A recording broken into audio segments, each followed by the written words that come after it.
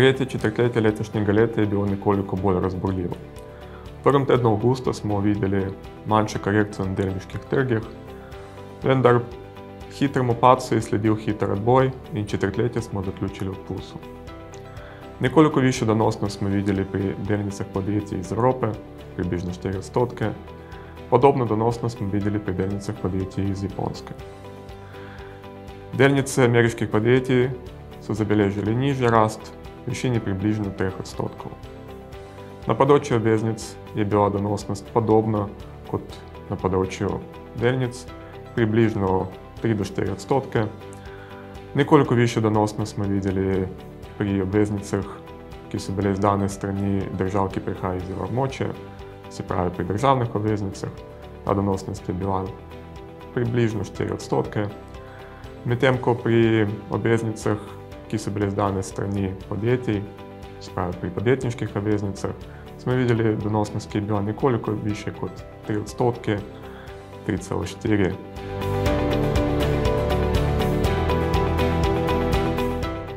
V tretjem četrtletju letošnjega leta smo nekoliko več pozornosti namenili analizi rezultatov oziroma vpliva rezultatov ameriških volitev na kapitalske trge in na gospodarsko sliko v Ameriki.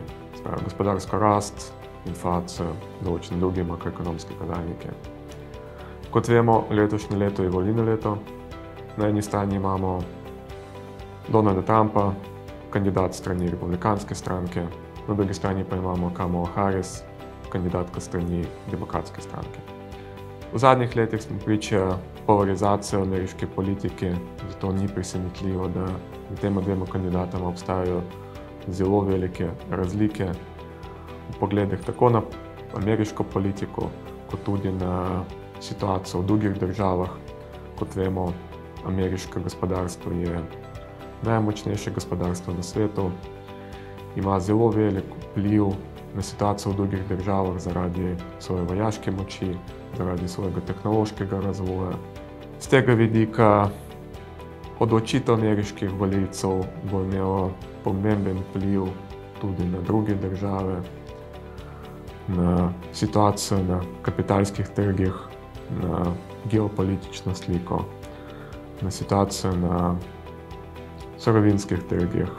Z tega vidika se nam zdelo zelo pomembno, da preučimo, kaj se dogaja v Združenih državah Amerike, kakšne so razlike med Donaldom Trumpom in Kamalo Harrisom, kakšne so možnosti za zmago enega oziroma drugega kandidata in kakšne bodo morebitne posledice teh volitev. Več o tem lahko preberite v našem naložbenem komentarju. Kar se tiče našega pogleda za naslednje četrtletje. Ostajamo optimistični. Smo optimistični tako na področju delnic, kot tudi na področju obveznic. Na področju delnic priporočamo nekoliko višjo izpostavljenost do delnic podjetij, ki prihajajo iz Združenih držav Amerike. Nevtralno izpostavljenost priporočamo do delnic podjetij, ki prihajajo iz Evrope in Japonske.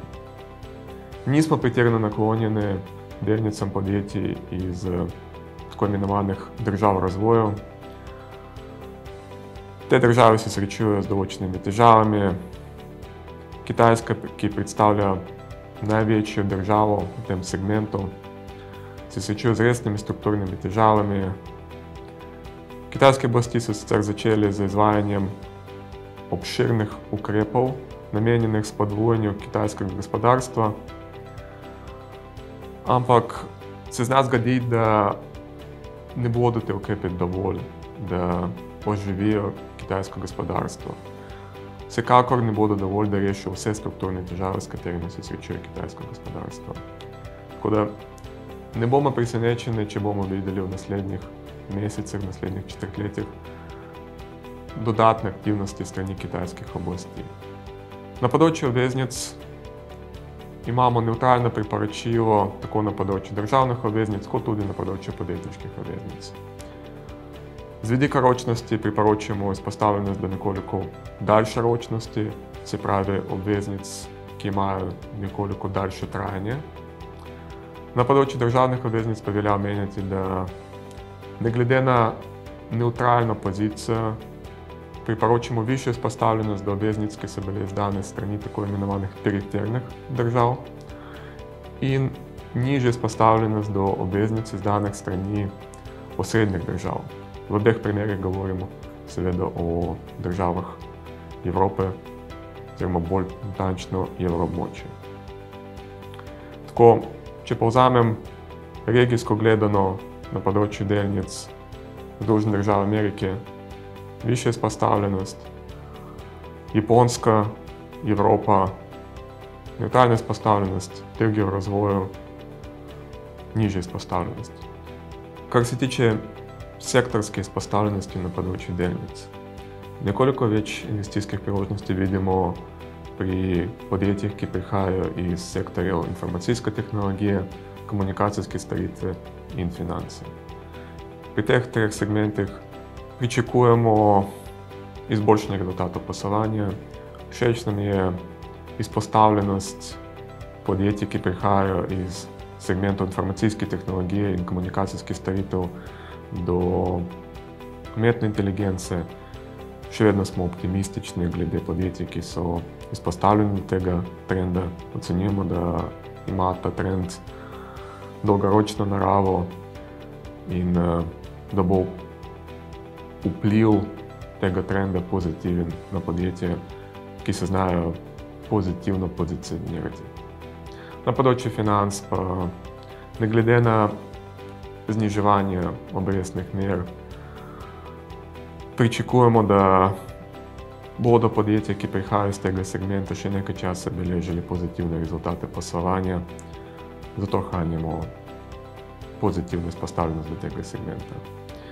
Nismo pretirano naklonjeni do podjetij, ki prihajajo iz sektorjev surovine in materiale, energija in osnovne potrošne dobrine.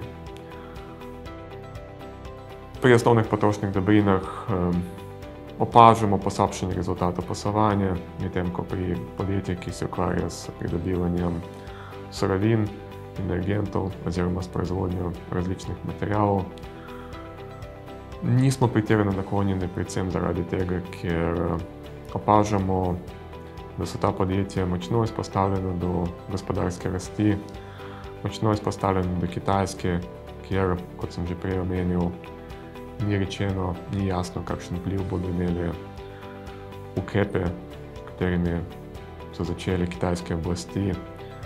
Zna biti, da bo imela Kitajska nekoliko nižjo gospodarsko rast od pričakovanj. Tako da, če povzamem, pozitivno smo naklonjeni tako do delnic kot tudi do obveznic, regijsko gledano Združene države Amerike, sektorsko gledano informacijska tehnologija, komunikacijske storitve in finance, na področju obveznic periferne države in obveznice v daljšoročnosti.